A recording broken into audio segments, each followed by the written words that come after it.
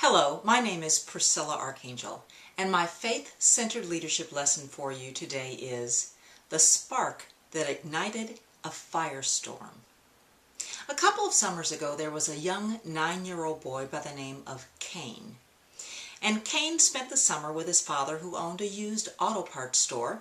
And like any normal 9-year-old boy, Cain was a little bored. So he went to the storeroom in his father's store and saw there was a lot of empty boxes there, and he decided to use those boxes to make something. And Cain created an elaborate series of arcade games in the front of his father's auto parts store. Now the problem was there was no one to really play Cain's games because most of his father's traffic was via the internet. Until one day a young man named Nirvan walked into his father's store, and Nirvan became Cain's first customer. Nirvan thought Cain was really smart too, and so he decided to help Cain out. He got with Cain's father and organized a flash mob, and all of a sudden, one afternoon, hundreds of people showed up at Cain's arcade to play his games. You can imagine that Cain was just ecstatic with excitement that finally he had the customers that he dreamed about. Well, it didn't stop there. This translated into what has now become the Global Cardboard Challenge in many countries across the world, where children all over are making cardboard games and playing these cardboard games in an effort to raise money for charities.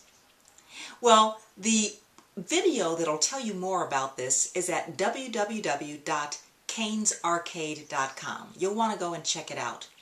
But as I watched the video, I was struck by the leadership lessons that we can learn from a 9-year-old boy. Listen to some of these leadership lessons. The first one is, you're never too young to develop your gift. Cain was 9 years old, and he's done more at 9 years old than some of us at a lot older ages. Another one is, follow your passion.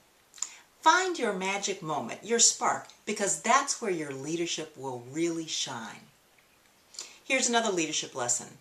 The best gifts serve others. So how are you serving others with your gift?